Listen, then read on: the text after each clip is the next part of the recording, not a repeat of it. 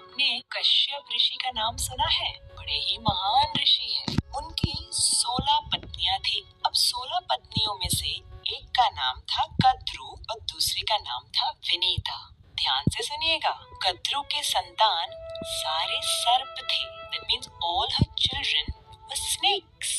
And Vinita के पुत्र थे अरुण और गरुड़। अब इतिहास तो ऐसा है कि कद्रु और विनीता के बीच में आपसी झगड़े के कारण वे एक दूसरे को पसंद नहीं करते थे और कद्रु ने विनीता और उनके पुत्रों को अपने वश में कर रखा था। गरुड़ जी ने बहुत तपस्या करके स्वर्ग से अमृत प्राप्त किया और अमृत के द्वारा अपनी माता विनीता और अरुण और स्वयं को कद्रु के कब्जे से आजाद कर दिया। तब से गरुड़ को सर्प के प्रति बहुत ही ईर्ष्या है। तब से गरुड़ जी और सर्प की बनती नहीं है और जहाँ भी सर्प देखते गरुड़ उसे खा जाते। Wherever he would see snakes, he would eat all the snakes. अब जो स्नेक्स की माता थी कद्रु, ये देख के उसे बहुत टेंशन होता था कि मेरे सारे परिवार को ये खा जाएगा। कद्रु गई ब्रह्मा जी के पास। ब्रह्मा जी मेरी सहायता कीजिए, मेरी मदद कीजिए, ये गरुड़ तो सारे सर्पों को खा जाएगा, हमारा समाज समाप्त हो जाएगा, कृपया हमारी रक्षा कीजिए। अब ब्रह्मा जी गरुड़ के पास आते हैं और गरुड़ से कहते हैं, गरुड़ इतना सारा विध्वंस तुम मत करो इन सर्पों का। एक योजना बनाते हैं जहाँ हर अमावस्या पे तुम्हें एक सर्प मिल जाएगा, तुम उसे खा लेना तुम्हारे भोजन की तरफ, तुम अन्य सर्पों को भयभीत मत करना। गरुड़ जी मान गए और इस योजना के अनुसार हर अमावस्या पे एक एक सर्प के परिवार से एक सर्प गरुड़ जी के पास पहुंच जाता था। अब ऐसे करते करते कालिया नाग के परिवार का टर्न आ गया। He had to send one snake to Garuda जी। कालिया ने कहा, मैं नहीं भेजूंगा, मेरे परिवार से कोई सर्प नहीं जाएगा। और गरुड़ जी यहाँ वेट कर रहे, देखा तो ये सर्प तो आया ही नहीं और गरुड़ जी जा झपटे कालिया के ऊपर। घमासान युद्ध हुआ, स्वर्ग से लेके कालिया भाग रहा है और गरुड़ जी उसके पीछे, उसे नोचने के लिए, उसे परेशान करने के लिए उसके पीछे पीछे जा रहे हैं। कालिया गए ब्रह्मा जी के पास, त्राही माम मुझे बचाओ, गरुड़ आ रहा है। ब्रह्मा जी ने कहा, देखो तुमने तुम्हारा वचन नहीं निभाया, तुम्हारा टर्न था ना स्नेक भेजने का, तुमने क्यों नहीं भेजा? अब मैं तुम्हारी कोई मदद नहीं कर सकता।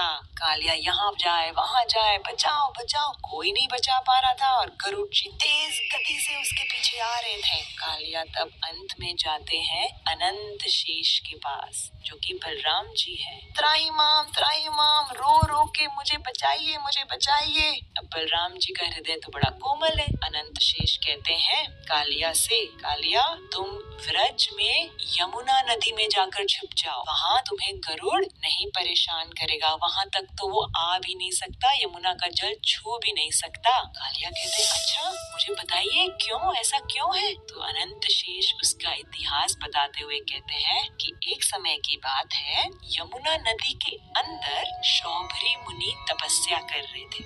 In the water he was meditating और उस समय गरुड़ जी यमुना में से एक मछली को उठाते हैं भोजन के लिए। अब Garuda is an eagle, right? Eagles catch fish and they eat. So इस मछली ने शौभरी मुनि को प्रार्थना की, मुनिवर मुझे बचाओ, गरुड़ के मुख से मुझे बचाओ। और फिर शौभरी मुनि ने उस मछली को बचाते हुए गरुड़ को श्राप दिया, गरुड़ तुम इस यमुना के जल में जैसे ही छुओगे तुम्हारी मृत्यु हो जाएगी, ये मेरा श्राप है।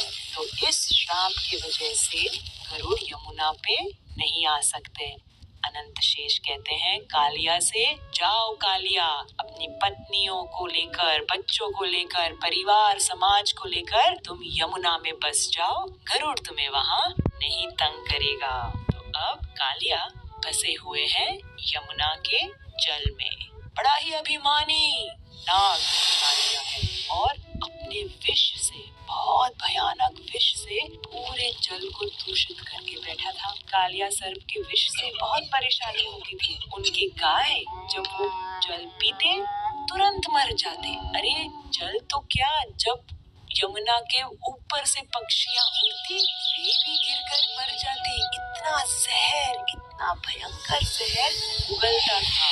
कृष्ण सोच रहे थे मैं कैसे इस कालिया को यमुना से निकालूं। रोज जब मैं गैयों को लेके आता हूँ चरने, तब दाऊ जी मेरे साथ होते हैं। बलराम जी बड़े भाई हैं मेरे, वो मुझे कभी यमुना के पानी में जाने ही नहीं देंगे।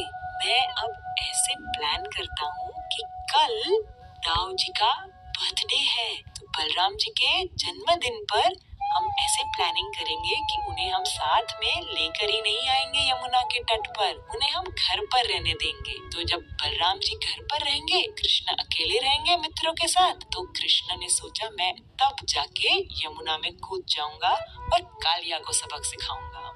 जिस दिन बलराम जी का जन्मदिन था, कृष्ण उसे छोड़कर गैयों को लेकर यमुना के तट आते हैं और वहाँ पे जैसे ही गाय वहाँ पहुँचती है, एक एक एक करके मर जाती है। सब सखाएं घबरा जाते हैं, कृष्ण कृष्ण हमारे गैया को बचाओ बचाओ, पानी पीते ही मर गई, कालिया का इतना भयंकर वहाँ पे विष है, कुछ करो कन्हैया। कृष्ण वहाँ आके अपने कोमल हाथों से जब गैयों को प्रेम करते हैं तो गैया जीवित हो जाती है। कृष्ण कहते हैं अभी तुम घबराओ मत, सब एक साइड पे खड़े हो जाओ। कृष्ण कदम्ब के वृक्ष पर चढ़ते हैं और धीरे धीरे एक डाली पर पहुंच के वहां से सीधे अंदर यमुना में छलांग मारते हैं। जैसे ही छलांग मारते हैं, बहुत बड़ा स्प्लैश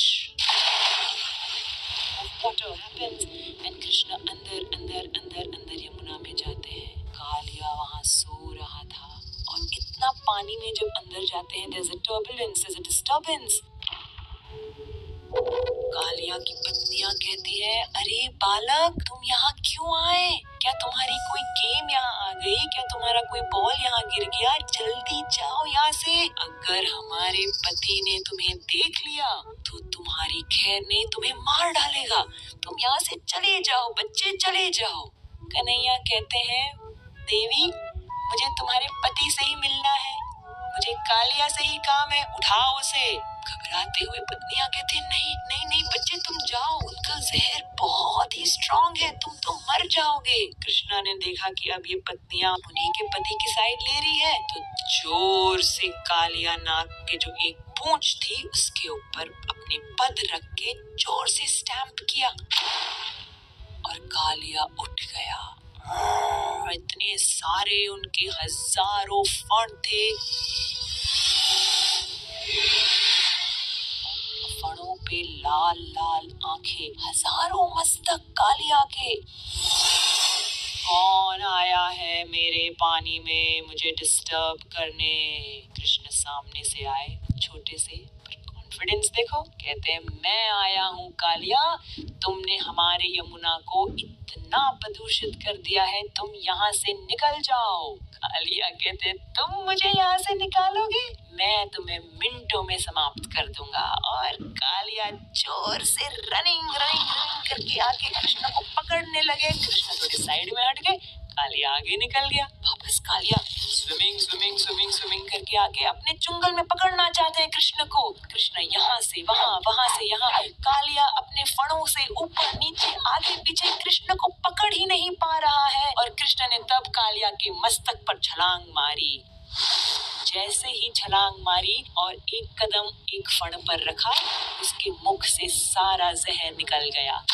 दूसरा चरण दूसरे फण पर, दूसरे मस्तक पर रखा, उस मस्तक से पूरा जहर निकल गया।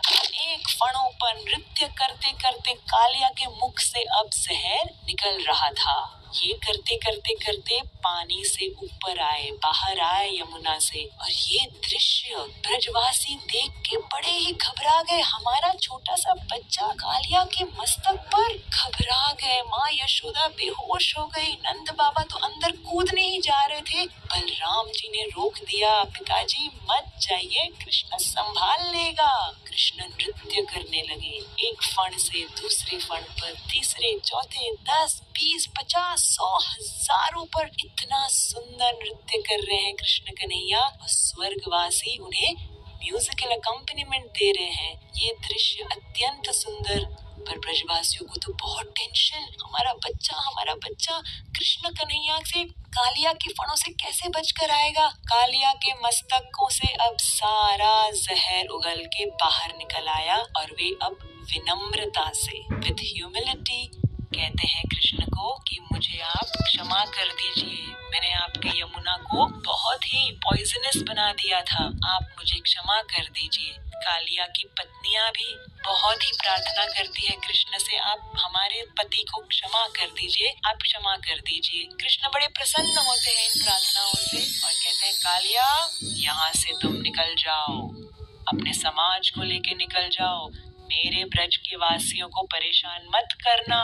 कालिया कहते हैं पर प्रभु मैं यहाँ से निकलूंगा तो गरुड़ मुझे खा जाएंगे, वो तो इतने समय से रुका हुआ है कि मैं कब यमुना से निकलूं और वो मुझ पर झपट के मुझे खा जाएंगे। कृष्ण ने कहा घबराओ नहीं, तुम्हारे मस्तक पर अब मेरे पद के चिन्ह हैं। Seeing my footprints on your head, Garuda will not trouble you। Kaliya तुम निश्चिंत होके यहाँ से निकल जाओ। कालिया और उनकी पत्नी, बच्चे, समाज सब कृष्ण को प्रणाम करते हुए यमुना नदी से निकलकर गहरे समुद्र में चले जाते हैं और कृष्ण अपनी कृपा से यमुना को पूरी तरह से स्वच्छ और अमृतमय बना देते हैं। ये देखकर ब्रजवासी, ग्वाल बाल सखा गोपियां इतने आनंदित, जय जय कृष्ण तुमने कर दिखाया, तुमने हमारे यमुना नदी को बचा दिया, तुम्हारी जय हो, तुम्हारी जय हो। इस प्रकार से कालिया दमन लीला ब्रज में हुई। आइए चलो